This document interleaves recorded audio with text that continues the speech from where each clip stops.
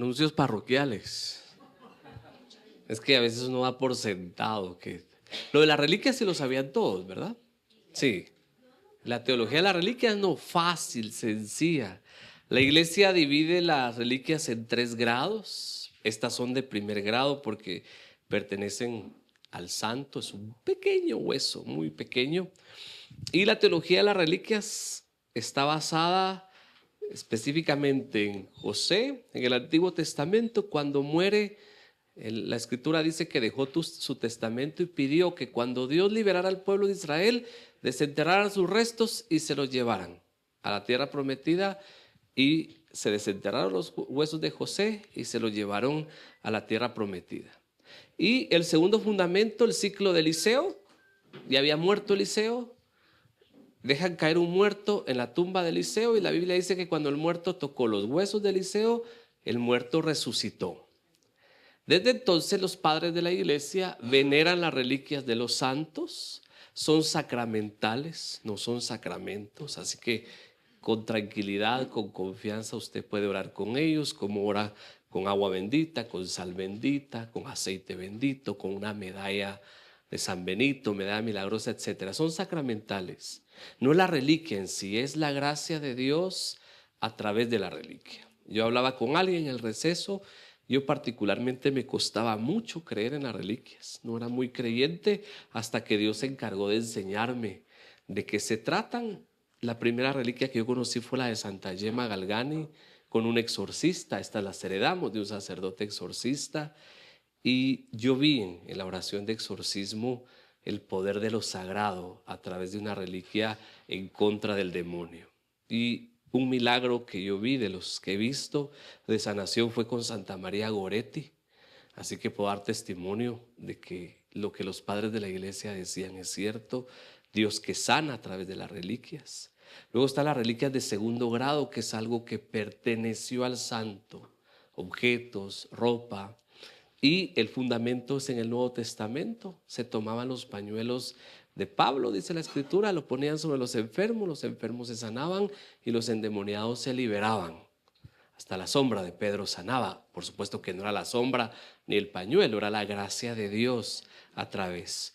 Y de tercer grado, por eso ven que ahí están adornadas como rosarios, porque la teología católica enseña que un objeto religioso que tenga contacto con una reliquia de primer grado se convierte en una reliquia de tercer grado. Así que tienen el grado de sacramentales. Se los explico porque a veces uno está acostumbrado, ya todos saben, pero si no sabían, enseñanza de las reliquias express. Y son 4 reliquias: Santa Margarita, la vidente del Sagrado Corazón; Santa Catalina, la vidente de la medalla milagrosa; Santa Gemma, que es patrona de exorcistas; y María Goretti, que Juan Pablo II, también santo, la proclamó la santa de la pureza. Son las 4 reliquias que están con nosotros. Hablaba de mi testimonio porque pensé que algunos lo conocían. El libro Sanidad y Libertad es mi testimonio de cómo vimos, y aquí hay amigos nuestros que han sido parte del testimonio, la sanación de mi hermana, pero también la liberación espiritual de mi familia, cómo Dios usó esa experiencia de dolor para sacar a luz una realidad que existe, que no necesariamente todos vivimos, ¿verdad? Porque hay una realidad espiritual negativa que nos tocó vivir, una experiencia de brujería, de entierros que tuvimos que romper. De ahí que yo cuente el testimonio, de ahí que compartan el apéndice del libro las novenas que hicimos, las oraciones que hicimos. Están las oraciones del ritual de exorcismo al final, y me preguntaba alguien, ¿las puedo hacer? Sí, las podemos hacer por nosotros y las podemos hacer en nombre de otros. Por eso es que compartí el testimonio, para recordarnos que en la iglesia tenemos lo suficiente para pelear contra el mal. Y el rosario rompecadenas y la imagen que mandamos hacer es porque una de las novenas que nos ayudó en esta lucha espiritual fue precisamente esa, de la merced. Mi padre espiritual era mercedario, era exorcista. Él fue el que hizo esa novena por una gracia que recibió una señora de su grupo de oración, y él hace esa novena que al final la médula de la novena es la jaculatoria. Virgen de la Merced, rompe las cadenas que aprisionan. Uno ofrece qué es lo que el Señor tiene que romper a través de la oración y se repite esta terna 16 veces con 3 Aves Marías. Virgen de la Merced, rompe las cadenas que aprisionan. 3 Aves Marías. Virgen de la Merced, rompe las cadenas que aprisionan. 3 Aves Marías. Esto se repite 16 veces. Esta es la médula de la oración. Las de inicio, las finales, las que usted quiera poner, las que usted desee en su corazón. Y por eso es que compartimos ese libro. Y este otro que ya les decía al principio es precisamente porque para mí es una enseñanza sencilla, profunda, en comunión con la iglesia, de cómo vivir esta lucha espiritual y las herramientas que tenemos para pelear nuestras batallas espirituales. Estoy seguro que el libro de Madre Nadine le va a ayudar, le va a dar luz, la va a capacitar para la batalla espiritual. Y a mí me parece un libro sencillo, porque aparte de que tiene mucha enseñanza, tiene muchos testimonios, que los testimonios lo iluminan a uno, ¿verdad? Para decir, wow, esto me sirve, esto puedo hacerlo. Así que anuncios express, porque a veces uno piensa que todos estamos en la misma sintonía. Obviamente la del Espíritu sí, pero hay detallitos que se nos pasan. Estamos en las redes como Escuela de María. Y en esta semana sale ya el taller del libro que grabamos, mi testimonio, sanidad y libertad, y este también lo estamos grabando, así que cuando esté listo, usted nos busca en YouTube como Escuela de María y tal vez hasta sale en el video y puede decir, ahí estoy yo, ¿verdad? Estamos en Spotify, ¿verdad? Ahí tenemos toda nuestra biblioteca de audios de formación, ahí puede seguirnos en Facebook, en Instagram y en TikTok, pero el canal de formación es Spotify y es YouTube, que ahí estamos tratando de levantarlo, pero nos vamos a poner más pilas. Bueno, seguimos entonces. Vamos con el folletito siempre. Vamos al centro. Estos son principios de la intercesión. ¿Cómo podemos vivir una intercesión efectiva? Y aquí ya comienza la segunda enseñanza del taller. Está dividido, si ustedes ven, en 12 principios para vivir una oración de intercesión efectiva. Y el primero comienza con el arrepentimiento, el principio de tener un corazón limpio y darle al Espíritu Santo de que nos muestre pecados que no hayan sido confesados en nuestra vida. Aquí hay que diferenciar entre que hay pecados que si nosotros le pedimos al Señor que limpie nuestro corazón, Él lo va a limpiar, como el publicano. ¿Se recuerda del publicano? ¿Qué oración hizo el publicano? Misericordia, Dios mío, soy pecador. Y dice la Biblia que salió ese día justificado. Jesús lo dijo. Y si hay pecados que necesiten el sacramento de la confesión, pues que el Espíritu Santo nos indique esos pecados que hay que confesar. Lo importante es que al principio le pidamos al Señor que limpie nuestro corazón, ¿verdad? Cuando hablamos de un corazón puro no estamos hablando de que seamos inmaculados. Solo Jesús como hijo de hombre y María como criatura eran inmaculados. De ahí todos tenemos pecados.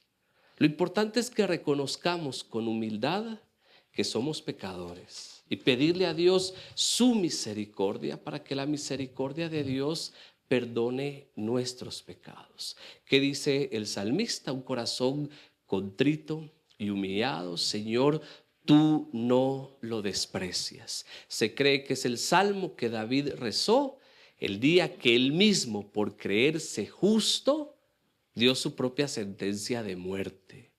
Recuerda que el pasaje de David en el Antiguo Testamento había cometido un doble crimen, porque no solo había cometido adulterio, sino que había mandado a matar al esposo de la mujer con la que cometió adulterio. Dios, a través del profeta, le hace ver su pecado, y cuando el profeta le pide sentencia a David sin saber que era él, David dice: yo le quitaría la vida. Y el profeta le dice: Señor, ese eres tú. Y es ahí donde se cree que David reza este salmo de la misericordia. Y David pide misericordia y reconoce que el Señor lo que recibe de parte de nuestra es un corazón contrito y humillado. Así que comenzar por eso. Segundo, reconocer lo que aprendimos en la primera parte del taller, que no podemos orar sin la dirección y sin el poder del Espíritu Santo. Es con el poder del Espíritu Santo que oramos. Al final del Evangelio de Mateo, antes de Jesús subir al cielo, que dice: todo poder se me ha dado en el cielo y en la tierra. Todo lo que hagamos tiene que ser con el poder de Jesús. Lucas nos enseña que ese poder es el Espíritu Santo. Seremos revestidos de la fuerza que viene de lo alto, dice Jesús. Por eso le pide a los discípulos que no se vayan de Jerusalén hasta que no sean bautizados en el Espíritu Santo. Necesitamos el poder del Espíritu Santo para orar. También lo aprendíamos, no es en nuestras fuerzas, es en el poder de Dios. Pidámosle al Espíritu Santo que Él controle nuestra oración, que Él sea el que lleve nuestra oración. Cuando hablamos de estos principios, por favor no piense como muchos cristianos piensan: es que esto es solo para algunos, es que esto no es para mí. No, esto es para todos los que crean, para todos. Usted se tiene que creer esto, porque para empezar eso es falsa humildad. Y la falsa humildad, decía Teresa de Ávila, es peor que el orgullo mismo. Entonces, no hay que caer en falsa humildad. Esto no es por nosotros. Soy tartamudo, dijo Moisés. Sí, pero a mí eso no me importa. Soy muchacho, dijo Jeremías. Tampoco me importa.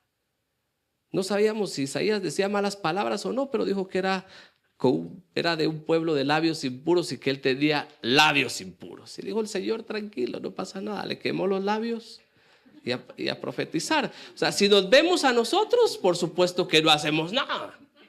Entonces no se trata de verme a mí, se trata de ver a Dios y reconocer que Dios me quiere usar.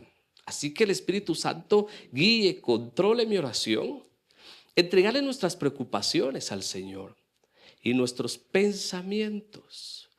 ¿Por qué? Teresa de Ávila nos enseñó que la loca de la casa, que es la mente, siempre va a estar loca. Así que usted no se preocupe. Es que no la va a controlar. Esto no es cuestión de la razón, esto es cuestión del corazón, del corazón. Así que cuando vengan los pensamientos en la oración, primero entrégueselos al Señor, sométalos al Señor. Y segundo, pregúntele al Señor si eso que está viniendo a su mente es algo por lo que quiere que usted ore. Y el Señor se lo va a decir. Si no es algo por lo que el Señor quiere que ore, entréguele los pensamientos, deje a la loca de la casa y usted concéntrese en el corazón. Esto es cuestión del corazón. No hay que ponerle atención a lo que la cabeza me está diciendo, sino a lo que el corazón me está diciendo. Y es una batalla que vamos a tener probablemente siempre. Yo lo cuento en mi libro. Cuando yo estaba escribiendo el libro, una de las cosas que nosotros tuvimos que hacer como familia fue pedir sanación interior por todos los miedos que teníamos. Pero eso no quiere decir que ya se fueron los miedos y no regresaron nunca.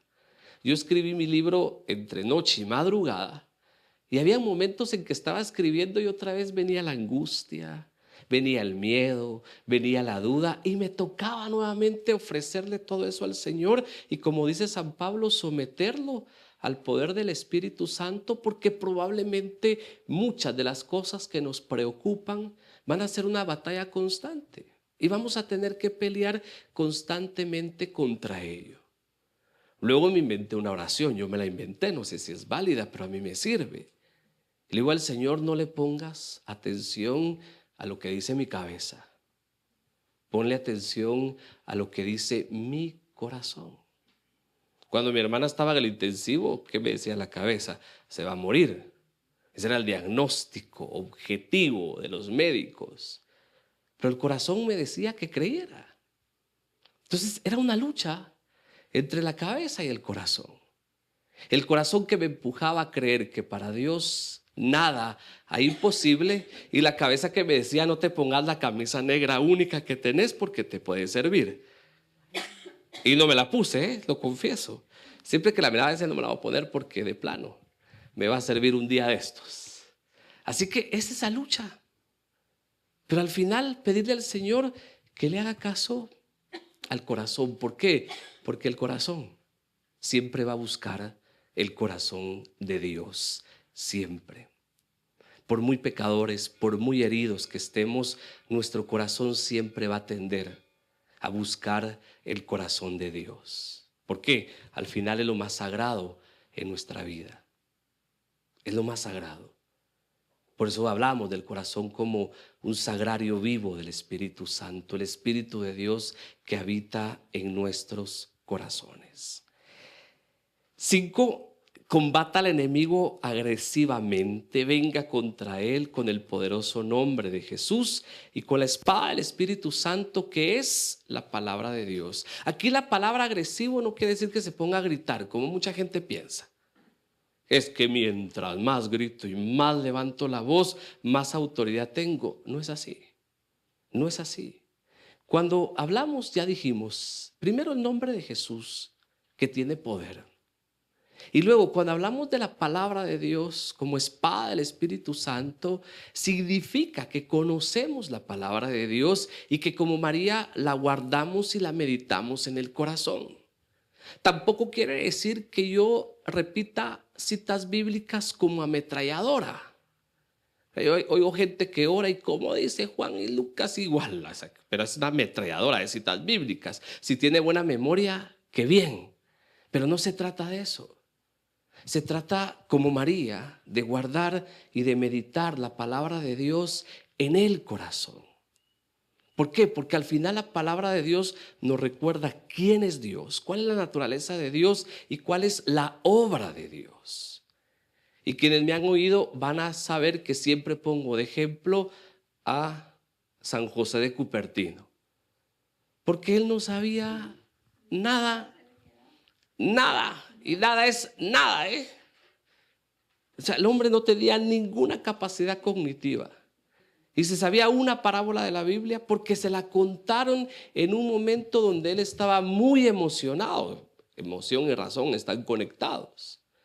Había estado cuidando una oveja que había parido esa noche. Se quedó a dormir con las ovejas porque le encantaba estar en el establo. Llegó el general de la orden a visitar. Se encontró a Giuseppe en el establo. Le encantó verlo ahí y le contó la parábola de la oveja perdida. Y a Giuseppe se le quedó de memoria. ¿Qué era la Biblia que sabía Giuseppe? Esa parábola. Y como cuando Dios quiere hacer lo que quiere hacer, lo hace. ¿Con qué ganó su examen de Biblia Giuseppe? Que no sabía latín, con esa parábola. Y de ahí un día se le ocurrió a los superiores ponerlo de exorcista. Y le tenía miedo al diablo. ¿A quién se le ocurre poner a un exorcista que le tenga miedo al diablo? Cuando lean el libro de Madre Nadie van a ver que le tenía miedo a los gusanos. Y cuando el Señor le reveló su ministerio de liberación, se lo reveló con una serpiente. Le decía: Señor, le tengo miedo a los gusanos. Y me vienes a mostrar este tremendo animal. ¿Qué me estás diciendo? Dios la estaba preparando para. Entonces Giuseppe, yo recuerdo siempre, como no sabía latín, no sabía leer las oraciones de exorcismo, él oraba como podía. Por favor, así le hablaba al demonio. Por favor, sal de este hombre. No lo hagas por mí, sino por mis superiores que me pusieron a hacer esto. O sea, ni siquiera el nombre de Jesús. Y el demonio se iba. ¿Por qué? Porque cuando el alma está en Dios, decía San Juan de la Cruz, que si era doctor y letrado, doctor de la iglesia, el demonio le teme como al mismo Dios. Porque cuando Dios es el alma y el alma es Dios, todo lo que el alma hace, decía San Juan de la Cruz, es divino. Así que la autoridad no está ni en el tono de voz ni en cuántas cosas sé, sino que está en la comunión que tengo con Dios. A mayor comunión con Dios, mayor autoridad contra el mal. Porque tampoco hay que caer en la tentación en la que cae mucha gente que creen que por leer muchos libros del tema van a ser más doctos y se pierden. Yo no estoy aquí para aprender más cosas del demonio, no me interesa. Lo que dice la Biblia es suficiente. Yo estoy aquí para aprender más cosas de Dios, porque la medida que tengo mayor comunión con Dios, en esa misma medida tengo autoridad sobre el mal. Mi padre espiritual era exorcista, oficial, y nunca usó el ritual. Solo usaba una oración, el Padre Nuestro. Y no había terminado de rezar el Padre Nuestro y el demonio ya se había ido. Por eso es que promovemos su libro del Padre Nuestro. Y una de las cosas que me enganchó del libro de Madre Nadine es que la primera enseñanza que da en el libro es la misma que da el Padre Varela. La oración de liberación más grande y de sanación más grande que podemos hacer es la última petición del Padre Nuestro. Y líbranos del mal. Que la traducción original sería: y líbranos del maligno. Así que la autoridad está en la comunión con Dios y en el hacer la palabra de Dios nuestra, abrazarla en el corazón como la hizo María. El número 6 está unido al número 12.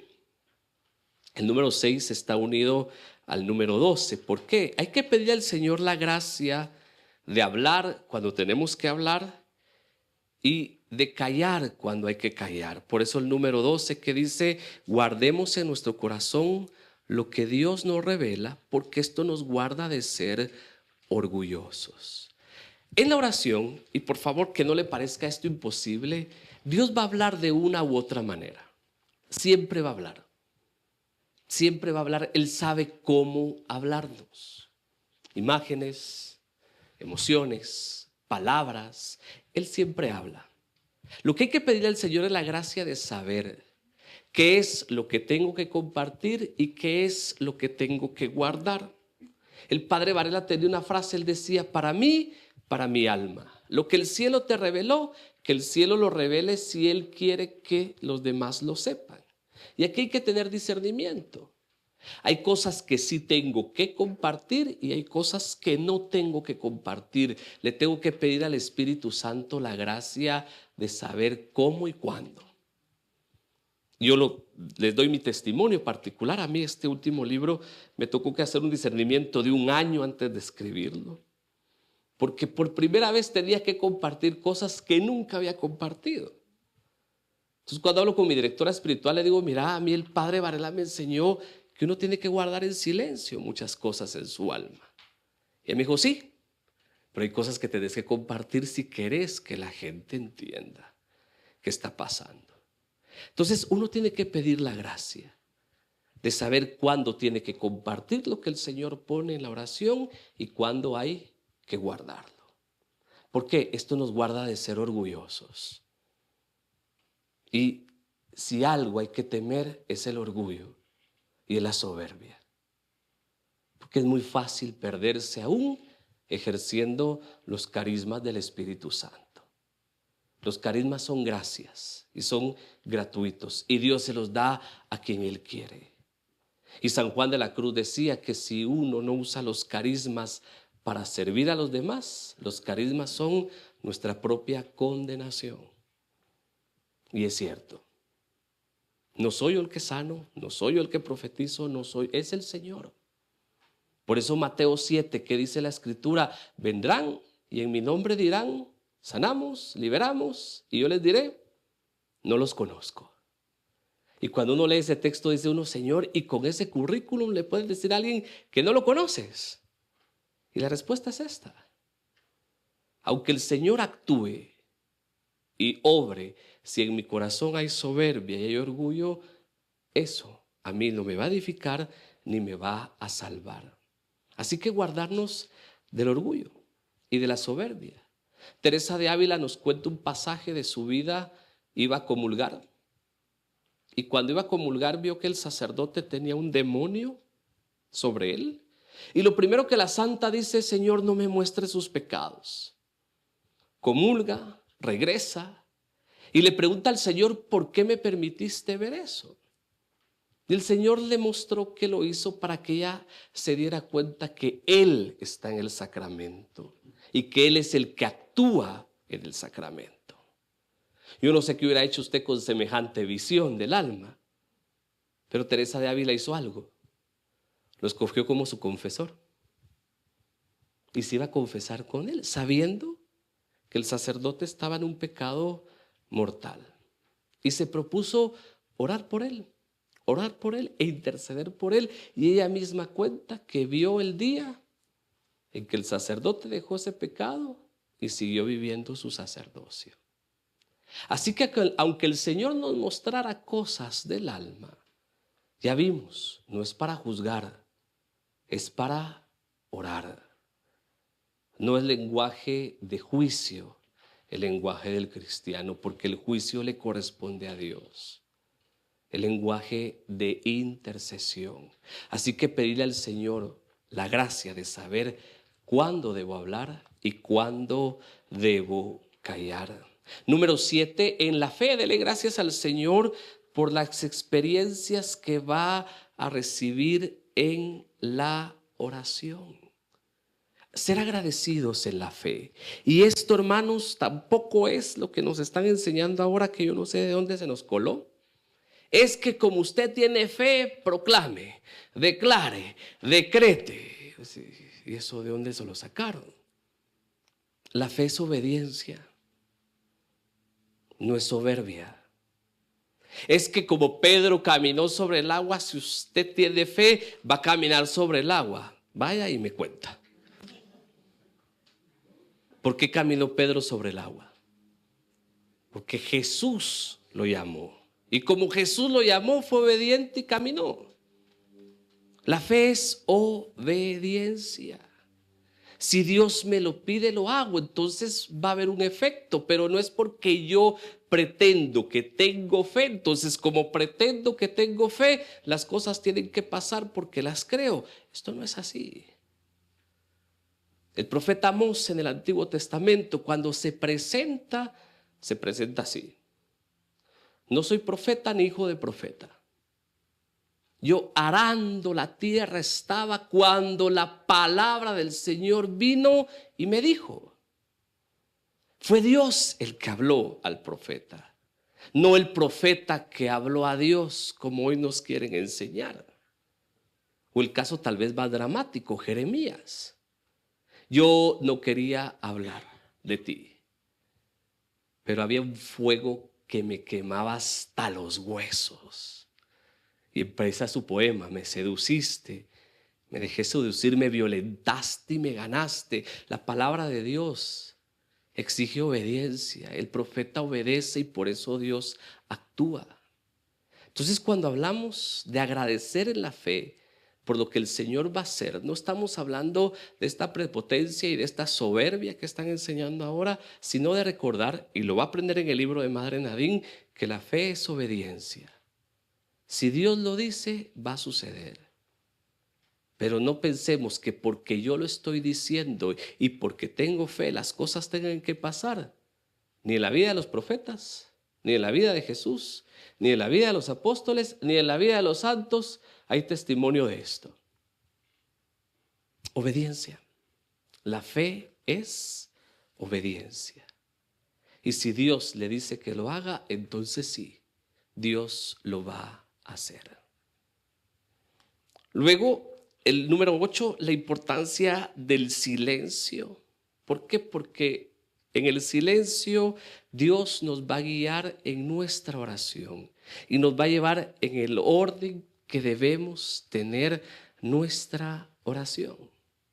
Yo sé que decimos silencio y a la usted cuesta, por supuesto que cuesta. El silencio es una gracia, hay que pedirla. Hay que pedirla. La quietud es una gracia, hay que pedirla.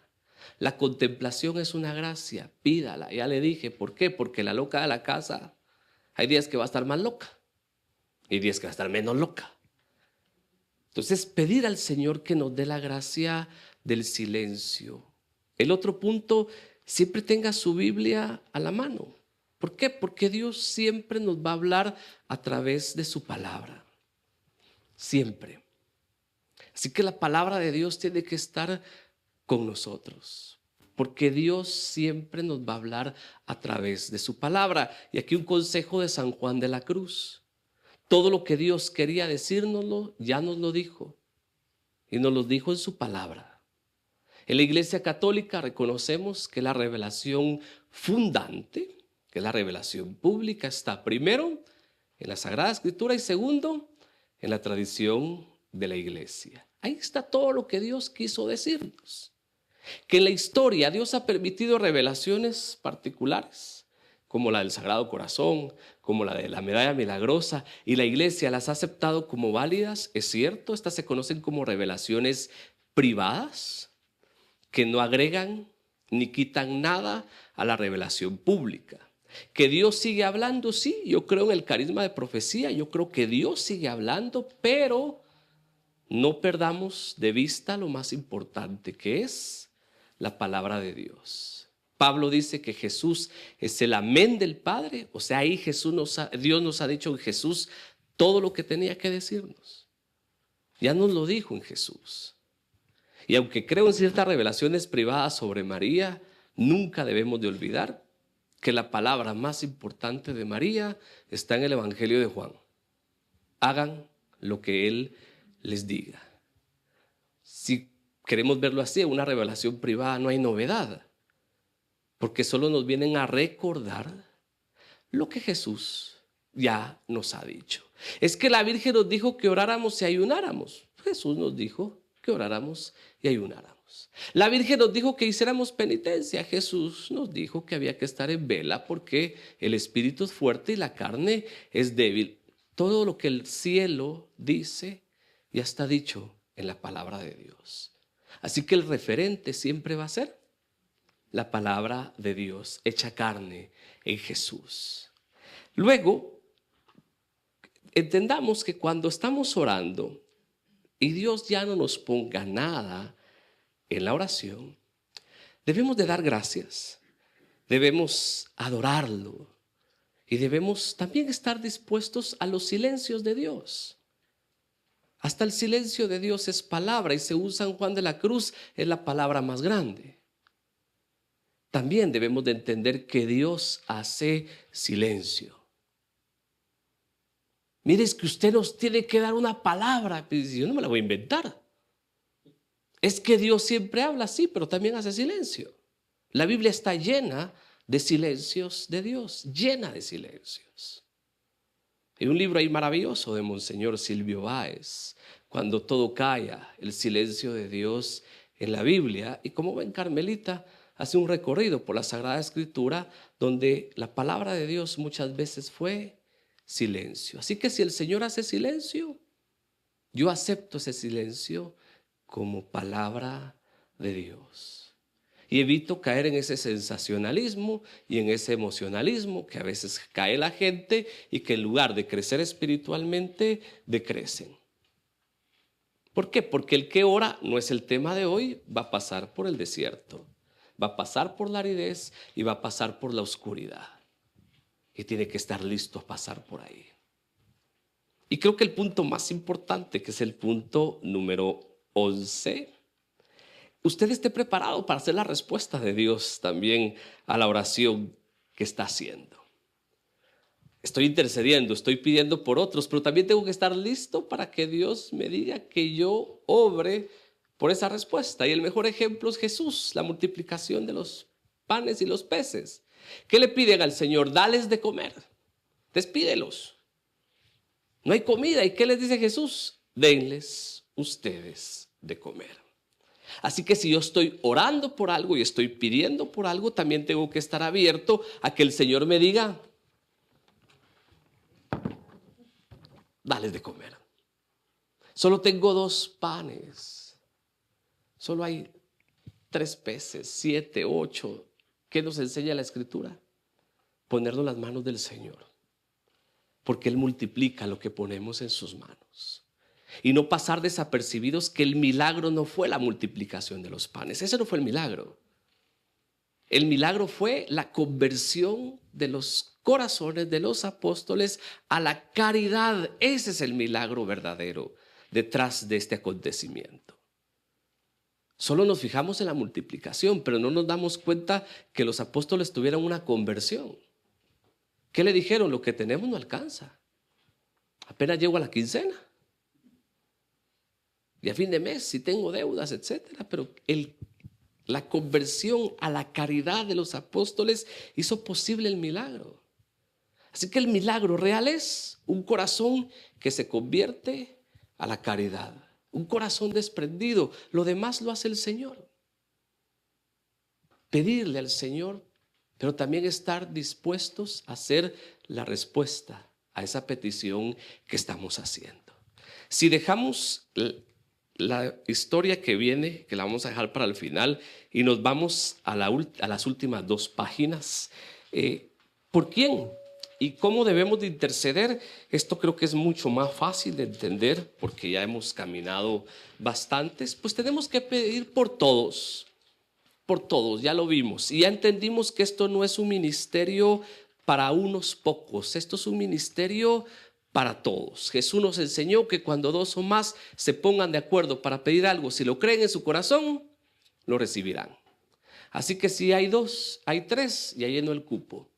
Usted ore porque está ejerciendo este ministerio de intercesión. Número 2, esta figura me gusta. Es como que si Dios pusiera una vara de mando en nuestras manos y miren esto, nos suplicara usarla. Y no es que, como vimos al principio, Dios dependa de nuestra oración, no, Él es Dios. Pero Él quiere hacernos partícipes de su obra y nos da las herramientas para hacerlo. Entonces Dios me da la gracia, Dios me da el instrumento, Dios me da la autoridad y encima de eso me pide que yo la use, Así que Dios le está pidiendo hoy que use este don maravilloso de la intercesión. Él ha hecho su parte y nosotros debemos hacer la nuestra. También tenemos que colaborar. Santiago nos presenta que aquellos que escuchan la palabra de Dios y no la ponen en práctica son como los que se vieron en un espejo, se dieron la vuelta y se olvidaron de cómo eran. Dios me da la gracia, pero Dios quiere que sea consecuente con la gracia. Y ese consecuente significa, como lo dijimos también antes, que yo me proponga esos tiempos de oración, ese detenerme en la oración.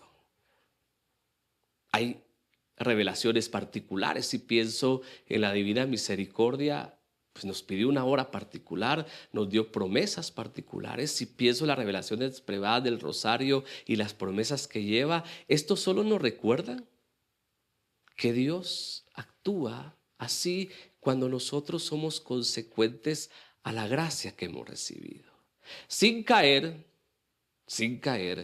en lo mágico, porque hay gente que confunde la magia con la fe. Mire, es que si no hace esta oración así, no funciona.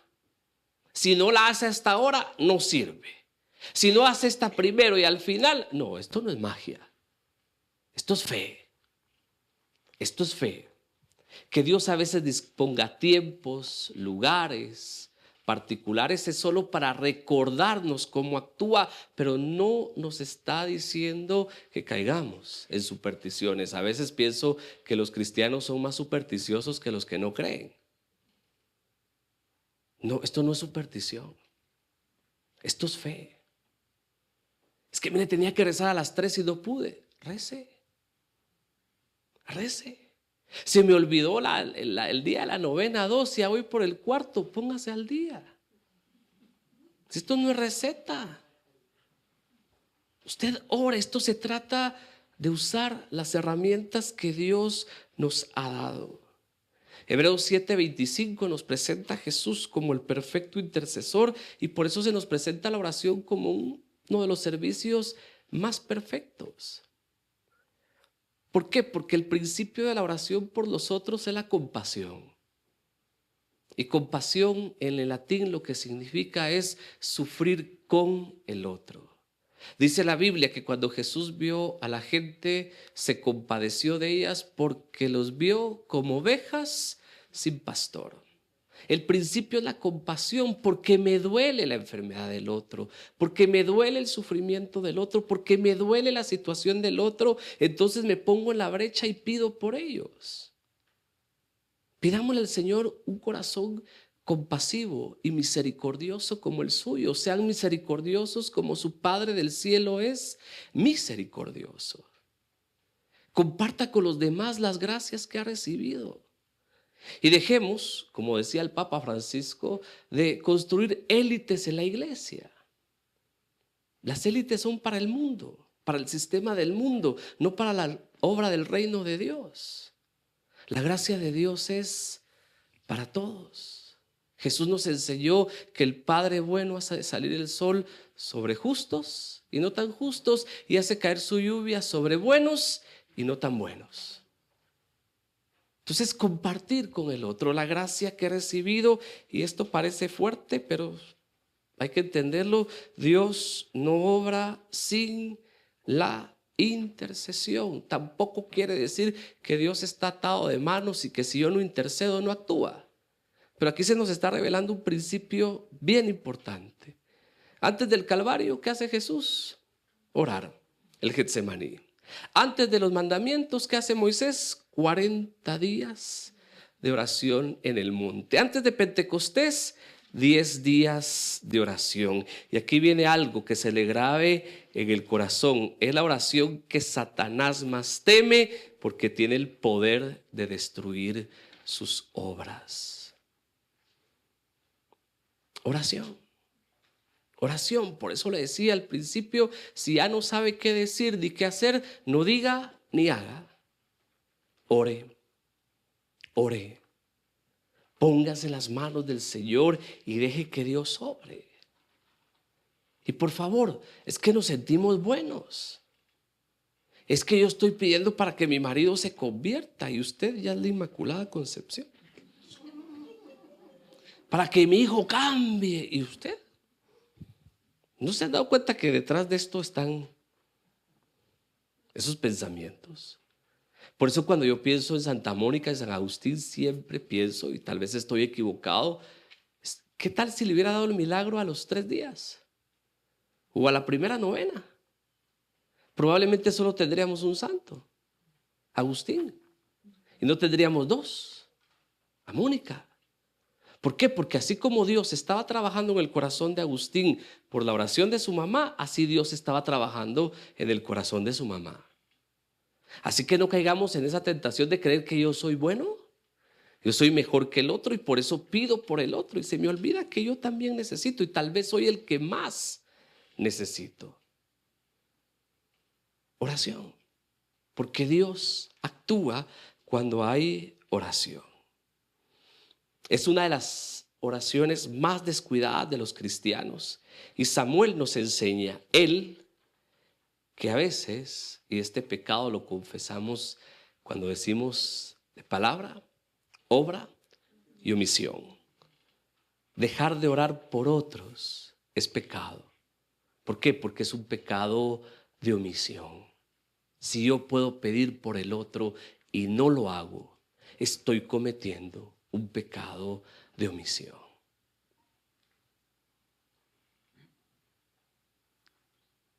Y encontramos pasajes en la Escritura cuando Dios habla a través de los profetas.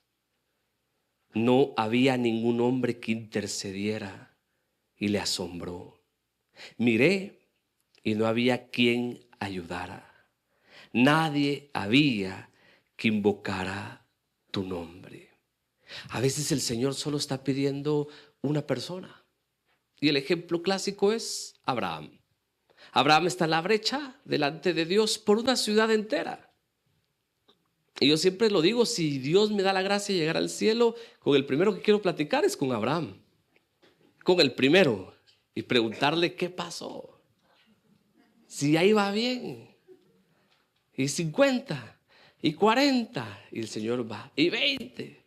Y de repente dice, ya no diré más. Y si solo hubieran 10, ¿qué dice el Señor? Por 10 la salvaría. No habían ni 10. Y le voy a preguntar por qué no siguió diciendo.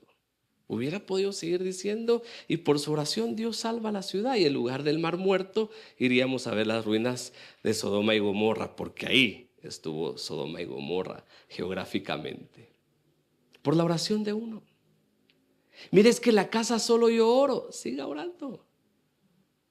Hay uno en la brecha, hay uno en la brecha, y estas citas bíblicas se cumplen en usted. Que no sea que Dios llegue y vea a su familia y diga, no encontré a nadie.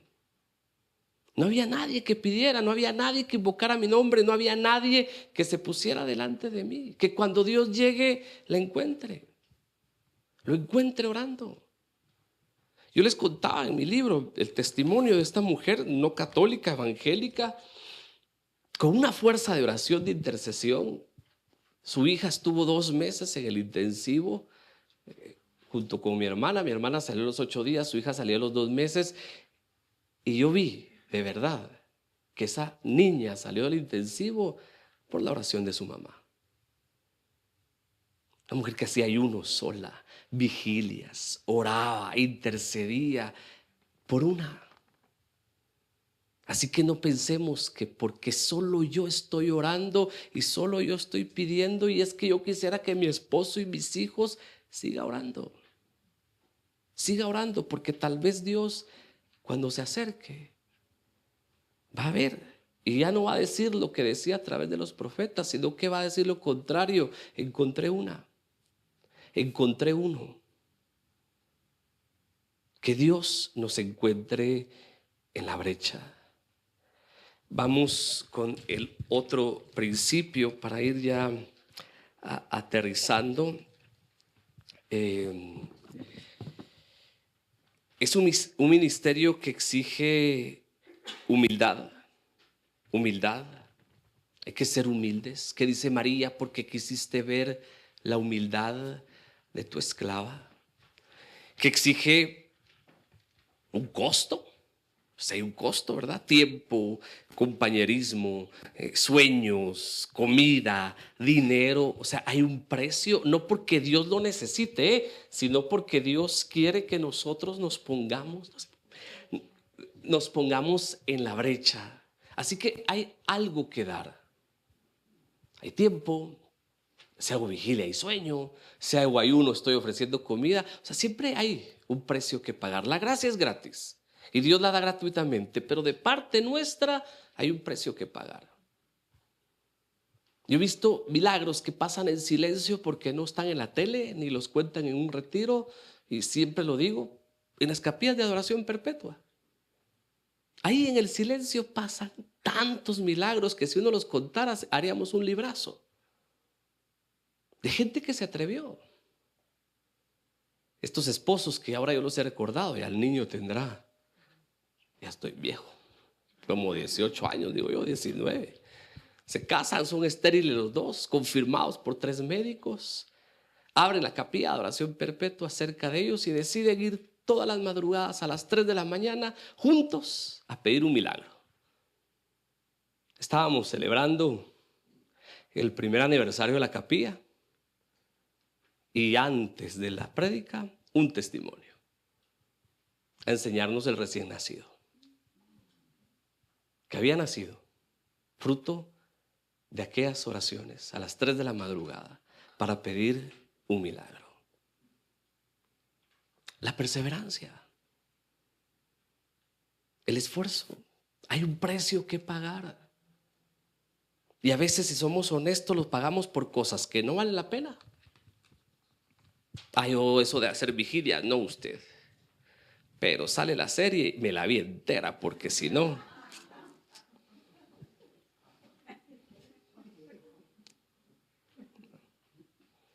Entonces, solo hay que hacer un buen examen de conciencia y enterarnos que a veces invertimos tiempo en cosas que no edifican. No estoy diciendo que sean malas, que tampoco hay que ser maniqueos, ¿verdad? Bueno, malo, blanco, negro, Dios, el diablo. No, hay cosas que no son malas en sí mismas, simplemente que no edifican, que muchas veces no edifican.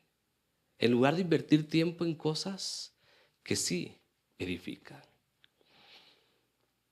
Prepárese para escuchar la voz de Dios. Y atención a esto, Dios no habla a personas que no oran. Ya le dije, sí, Dios le quiere hablar. Viendo la novela, Dios le va a hablar, estoy seguro que sí. Pero Dios le habla a personas que oran. ¿Y saben qué es lo más bonito? Dios conecta a la gente que está orando. Y ahí tienen el ejemplo, no lo leemos, Pedro y Cornelio. Los dos están teniendo experiencias de oración que los están preparando para un encuentro que va a abrir la evangelización a los no judíos. Pedro está teniendo una visión, Cornelio está teniendo una visión. Dios le dice a Cornelio que mande a llamar Pedro. Pedro va, predica y se derrama el Espíritu Santo como en el día de Pentecostés. Así que la gente que está orando está conectada. Y esto en la Iglesia Católica se llama comunión de los santos, que no solo es con los del cielo, también con el cuerpo místico de Cristo, que somos todos los bautizados. Por eso cuando la gente me dice, es que estaba pensando en usted, comunión de los santos, le digo, Dios nos tiene conectados. Dios nos tiene conectados en la oración. Y habrán casos extraordinarios donde Dios nos hable al corazón por otra persona.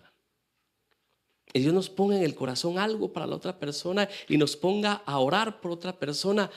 No se asuste ni lo vea imposible, porque esto es posible y pasa todos los días. Porque cuando alguien ora, está conectado con otra persona que está orando.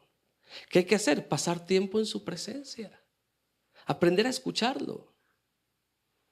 Ya les dije, Biblia, papel, lápiz, porque si el Señor nos quiere decir algo, como buenos secretarios, hay que tomar nota de lo que el Señor nos está diciendo. Y hay que tener discernimiento, hay que pedirle al Espíritu Santo discernimiento para saber si lo que estamos escuchando viene de Dios, viene del mundo, viene de Satanás o viene de nosotros mismos. Y hay que ser humildes. A veces nos vamos a equivocar, pero es parte de la humildad. Lo importante es seguir pidiéndole al Señor que nos hable. Medida del discernimiento, la cruz. Esa es la medida del discernimiento. La cruz siempre va a estar presente. Y de donde nos quiere alejar el mundo, el demonio y nuestro ego es de la cruz. Cuando Jesús anuncia su pasión, muerte y resurrección, Pedro lo escucha, se lo lleva aparte y le dice, Señor, oremos, a ti no te puede pasar esto. ¿Y qué le dice Jesús? Apártate de mí, Satanás, tú no piensas como Dios, tú piensas como los hombres. La cruz es la gran medida del discernimiento. ¿Quiere un curso de discernimiento fácil, sencillo? La última parte de Gaudete et Exsultate del Papa Francisco hace una catequesis del discernimiento sencilla, bonita, profunda. La voy a grabar otra semana y la espera y la sube. Y la oye, perdón, cuando la subamos, porque estamos ahí preparando un taller para esto. Prepare su corazón. Prepare su corazón siempre. ¿Para qué? Para que el Espíritu Santo actúe. Someta siempre su corazón al Espíritu Santo y reconozca algo importante. No podemos hacer nada por nosotros mismos. Sometamos siempre nuestro corazón al Espíritu Santo, reconozcamos que por nosotros no podemos. El día que pensemos que es por nosotros, se terminó la obra de Dios. El padre Varela tenía un principio que yo comparto. Él decía, aunque los enfermos se sanen, los muertos se levanten, los endemoniados se liberen, si el yo humano se antepone al yo divino, ya no es Dios. Ya no es Dios. Así que atención con esto. No es por mí.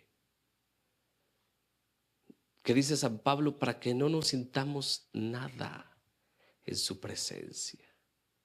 Es Él el que actúa.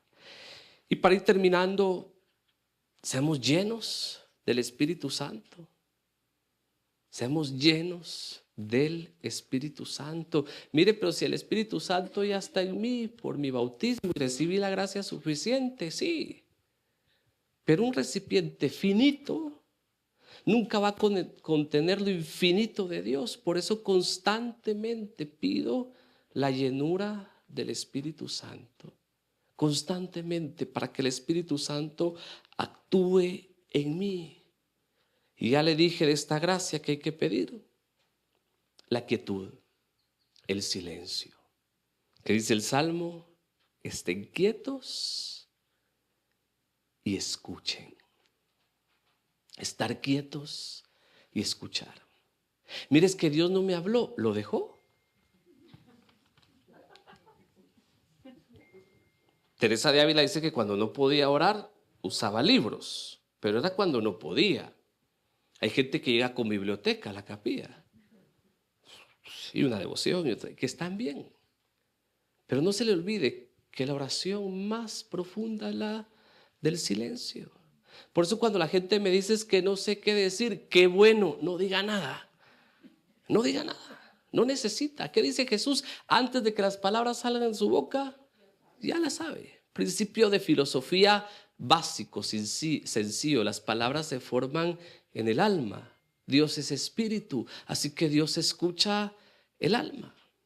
Cuando quieras orar, entra a tu cuarto, cierra la puerta, ora a tu Padre en lo secreto y en lo secreto te recompensará. Jesús estaba usando una figura. Era entrar en nosotros mismos. Para el tiempo de Jesús, tener una habitación propia era un lujo que casi nadie se podía dar. Entonces, estaba hablando literalmente de entrar en nosotros. Y San Juan de la Cruz decía: en la eternidad Dios pronunció una palabra en silencio. Por eso esa palabra solo se puede escuchar en silencio, porque el silencio es el lenguaje de Dios. Aprender a escuchar, aprender a estar quietos delante de Él. Quietos delante de Él. Mire, es que me dormí. No se preocupe, que a San José le hablaron dormido. A José le hablaron dormido. A Samuel le hablaron dormido. Y cuando Teresita del Niño Jesús se dormía en la capilla y se quería ir del convento, Jesús le dijo: no te preocupes, que así como te dormías en las piernas de tu papá cuando eras niña, así te duermes en mis piernas cuando te duermes en la capilla. Así que tranquilos, tranquilos, porque Dios siempre habla. Lo importante es estar delante de Él y escucharlo. Siempre va a hablar. No les puedo dar el diploma, pero ya se graduaron. Porque al final la intercesión, ¿en qué consiste? En tener comunión con el Padre, con el Hijo, con el Espíritu Santo que habita en nosotros, y vivir lo que dice San Pablo: los que son del Espíritu de Dios, déjense guiar por el Espíritu de Dios. Hay que ser obedientes y dóciles a las mociones y a las inspiraciones del Espíritu Santo. Tienen una pequeña historia ahí que la pueden leer después. Es sobre la intercesión expiatoria. Está tomada del Talmud judío, que es la tradición oral judía. Y ahí van a aprender que hay obras por los otros, que lo único que podemos hacer en esas obras es interceder por ellos. Y eso lo van a aprender en esa historia. Bueno, se nos acabó el tiempo. Les voy a pedir que si se pueden poner de pie o sentados como quieran. Lo importante es que puedan tener comodidad para orar. Y pues es intercesión. Por eso al principio les decía: pongan en las manos del Señor sus propias necesidades. Dejémoslas hoy en la confianza del Señor en su corazón y pidamos por las de aquellos que hoy traemos en nuestro corazón. Familia, amigos. Y comprendamos hoy a la luz del Espíritu Santo que Dios puede usar nuestra oración para actuar en nosotros. Hay un libro que por no ser entendido hay gente que todavía le tiene temor, pero es un libro maravilloso de esperanza, el libro del Apocalipsis. Y el libro del Apocalipsis presenta a la oración de los hijos de Dios como incienso, que los ángeles toman en un incensario y lo ofrecen delante del trono de Dios. Y de repente el mismo autor dice que esos ángeles tomaron brasas del fuego que arde delante de Dios y las dejaron caer sobre la tierra. Dice que hubo truenos, terremotos, fragor de tierra. Y uno dice, ¿qué significa esto?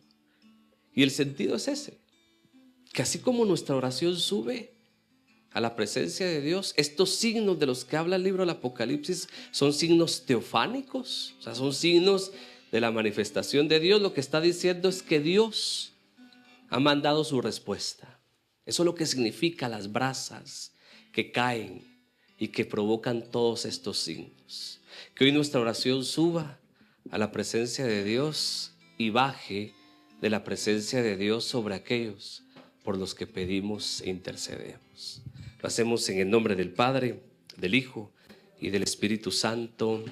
Amén. Si puede abrir sus manos, no tiene que levantarlas, ábranlas. Y en la libertad del Espíritu Santo, la que le ponga en su corazón, comencemos adorando a Dios y glorificándolo por su gran misericordia y por su gran amor. Porque hoy también podemos decir como María, porque pusiste tu mirada en la humildad de tu esclava. Hoy también nosotros podemos decir que Dios ha puesto su mirada sobre nosotros, sobre nuestra pequeñez, sobre nuestra sencillez, sobre nuestras limitaciones. Y a pesar de eso, nos llama y nos da las gracias que necesitamos para interceder por otros y para orar por otros. María reconoce en el Magnificat, porque cumpliste tus promesas, acordándote de tu misericordia, desde Abraham hasta toda su descendencia. Es por misericordia que Dios actúa, y es por misericordia que Dios quiere actuar en la vida de aquellos por los que hoy oremos, por los que hoy pidamos. Y pidamos sin medida, sin limitaciones, porque Dios no tiene medida ni limitación. Pidamos conforme nuestro corazón siente y conforme el Espíritu Santo nos vaya guiando. Por ese milagro, sobre esa enfermedad que parece imposible que se sane. Sobre esa situación económica que parece que no va a cambiar. Sobre la vida de ese hijo que parece, pero no es lo que parece. Es lo que Dios es y lo que Dios hace. Oremos con el corazón, pidamos con el corazón, intercedamos con el corazón y dejemos que el Espíritu Santo guíe nuestra oración y hoy su poder se manifieste sobre aquellos por los que estamos pidiendo.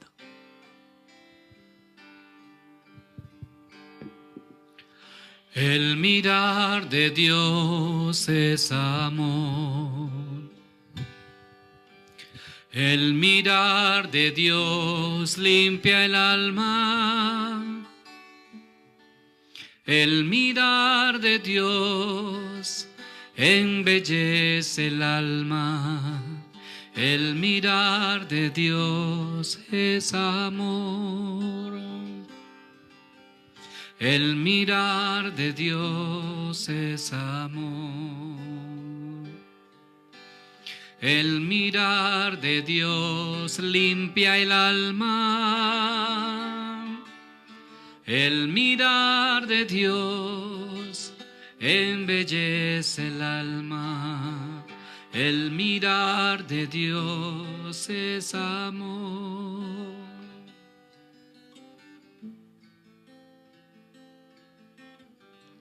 Padre, yo me quiero unir al corazón de mis hermanos. Y tú que lees en lo profundo de nuestro corazón y sabes lo que cada uno de nosotros trae hoy, te pido que en tu gran misericordia y en el nombre de Jesús, tu Hijo, atiendas la súplica que cada uno de ellos está elevando hoy hacia ti. Que hoy confirmemos más que tú eres un Padre bueno, un Padre misericordioso, que sabe darle cosas buenas a sus hijos cuando se las piden. Que hoy puedan confirmar la bondad de tu paternidad y testificar con su vida y su testimonio que tú atiendes la súplica de tus hijos. Que hoy puedan ver y escuchar como Moisés vio y escuchó cuando a través de la zarza le dijiste: porque he visto el dolor de mi pueblo, he visto su sufrimiento y su clamor ha llegado a mis oídos, por eso he bajado yo para liberarlos. Que hoy mires el sufrimiento y el dolor de aquellos por los que te pedimos. Que escuches hoy el clamor que te elevamos y que desciendas en esa enfermedad para que sea sanada, en esa situación para que sea resuelta, en esa opresión y en ese cautiverio para que haya liberación. Que descienda sobre ese corazón para que haya conversión. Que descienda sobre esa familia para que regrese la unidad y la armonía. Desciende, Padre, en el nombre de Jesús, con el poder de tu Espíritu. Y descendiendo, trae la sanación, trae la liberación, trae el milagro, el favor, la providencia, la solución que hoy te estamos pidiendo. Desciende con tu Espíritu, Padre bueno, en el nombre de Jesús, y haz que nuestro clamor hoy tenga una respuesta de parte tuya. Padre, mi dulce Padre, mi dulce Padre, mi dulce Padre Dios.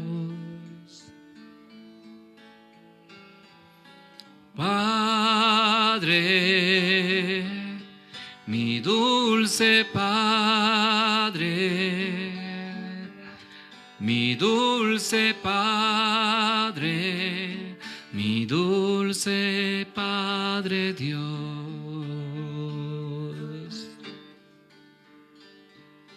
Padre, mi dulce Padre, mi dulce Padre, mi dulce Padre Dios. Si puede cantar esta parte, cante. Padre, mi dulce Padre, mi dulce Padre, mi dulce Padre Dios.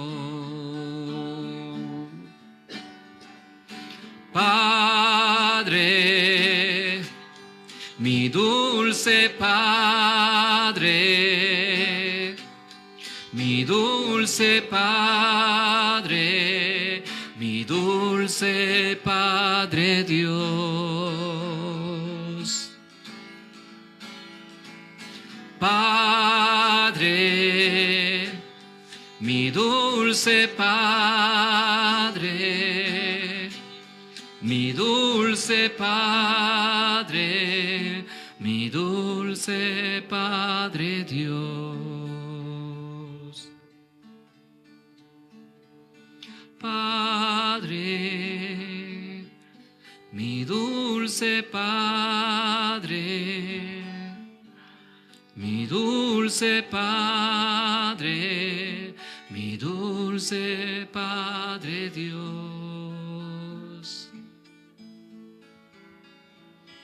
Padre, mi dulce Padre, mi dulce Padre, mi dulce Padre Dios.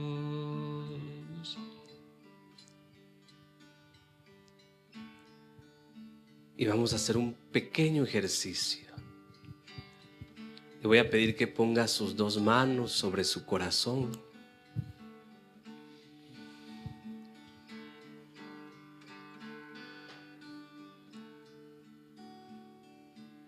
El centurión romano le dijo a Jesús: di una palabra y mi siervo quedará sano. Nosotros en cada Eucaristía repetimos la fe del centurión diciendo: una palabra tuya bastará para sanarme. Pídale a Jesús que le dé esa palabra que hoy necesita usted escuchar en su corazón, por una decisión que tenga que tomar, por alguna situación que esté viviendo.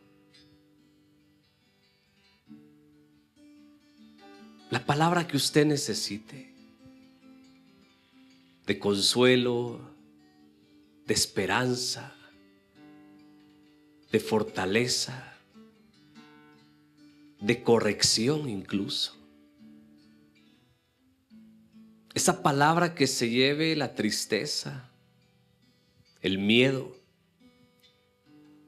el rencor, el resentimiento. Esa palabra que traiga paz,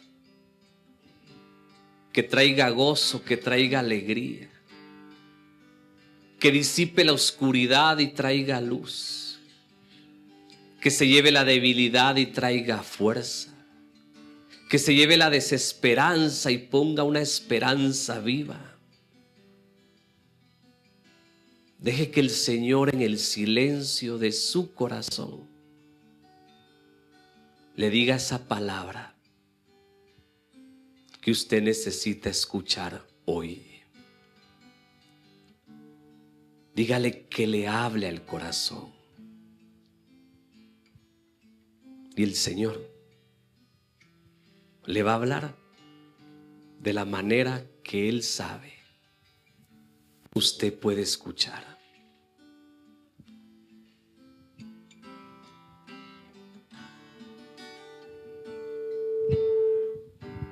Una sola palabra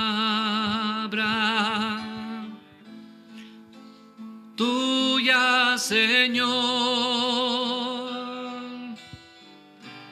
Una sola palabra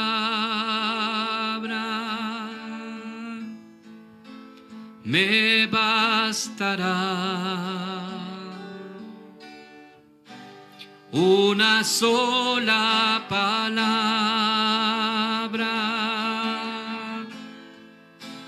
tuya, Señor. Una sola palabra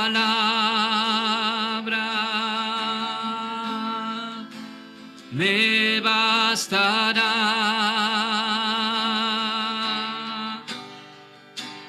y quedaré sano, y quedaré sano, y quedaré sano.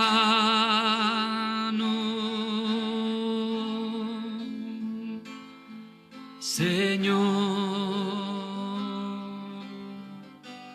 una sola palabra, una sola palabra, una sola palabra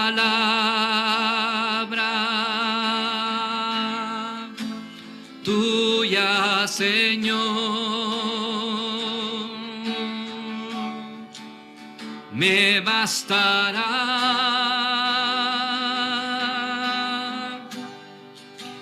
me bastará, me bastará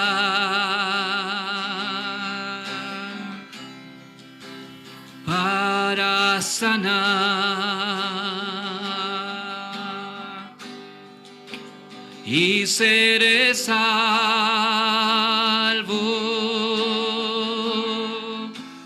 y seré salvo,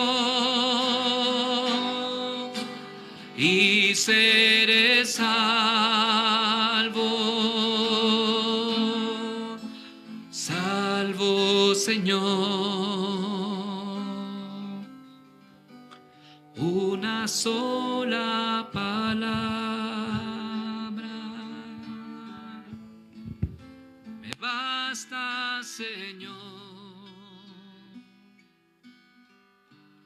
Una sola palabra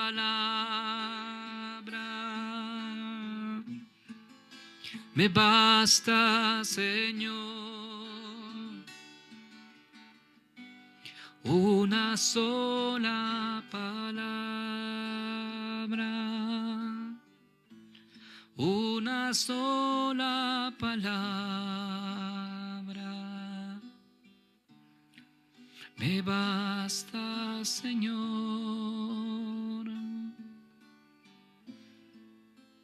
para sanar.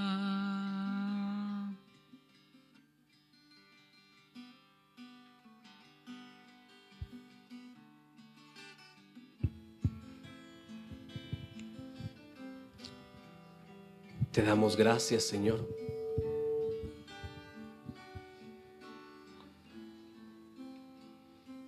Te bendecimos. Te glorificamos, Señor. Y en la fe te damos gracias porque sabemos que en tu tiempo, conforme a tu voluntad y según tu providencia, Señor, ya nos has dado todo cuanto hemos pedido y más de lo que hemos pedido. Me abandono en tus manos. Nos ponemos en tus manos, nos abandonamos en ellas. Me abandono en tus manos. Y te damos gracias. Porque lo que tú hagas estará bien, Señor. Padre, me abandono en tus manos. Me abandono en tus manos. Me abandono en tus manos.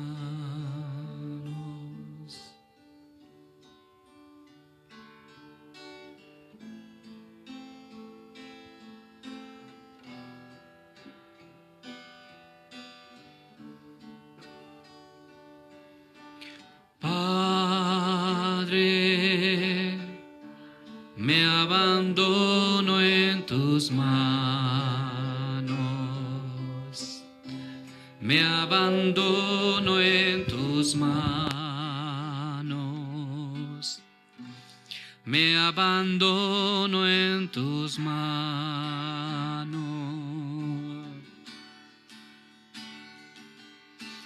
Padre, me abandono en tus manos. Me abandono en tus manos. Me abandono en tus manos.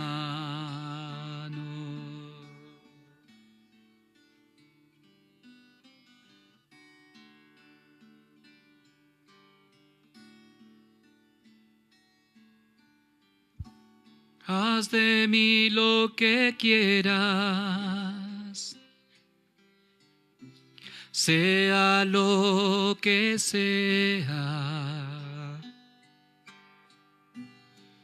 Te doy las gracias, Padre. Me abandono en tus manos. me abandono en tus manos, me abandono en tus manos.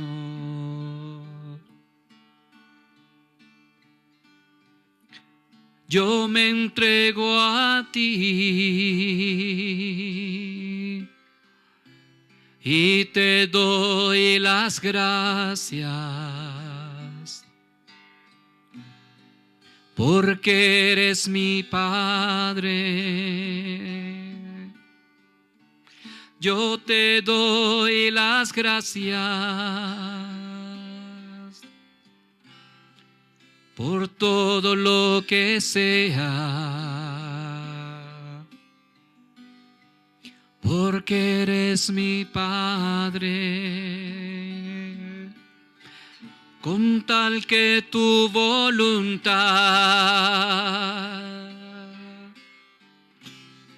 se cumpla en mí y en todas tus criaturas.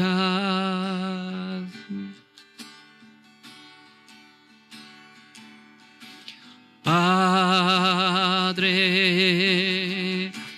me abandono en tus manos,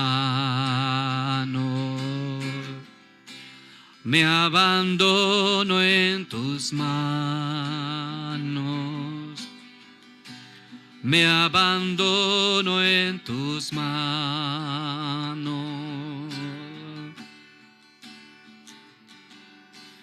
Padre, me abandono en tus manos,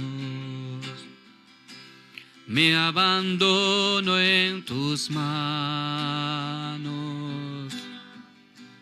me abandono en tus manos. Lo acepto todo, lo acepto todo, con tal que tu voluntad se cumpla en mí, se cumpla en mí y en todas tus criaturas.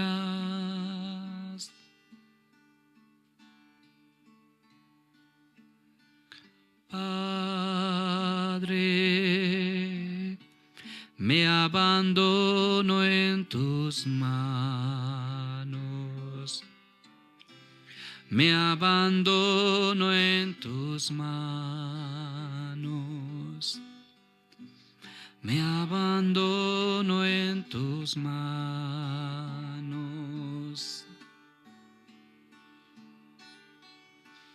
Padre,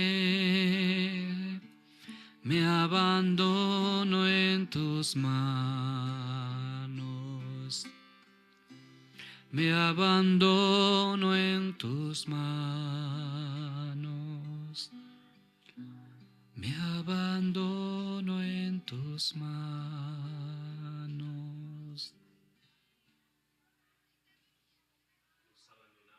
Tus manos, Señor, sabiendo que es un lugar seguro y ahí es donde siempre queremos estar. Te bendecimos, te damos gloria, alabanza, poder, honor y majestad, porque solo tú te mereces todo esto, desde ahora y para siempre. Amén. Amén. En el nombre del Padre, del Hijo y del Espíritu Santo. Amén. Yo quiero terminar con este canto. Siéntese, por favor. Hoy se le olvidó a Max, pero regularmente pide este canto al final del taller. Quiero que cierre sus ojos si puede y solo imagínese la escena.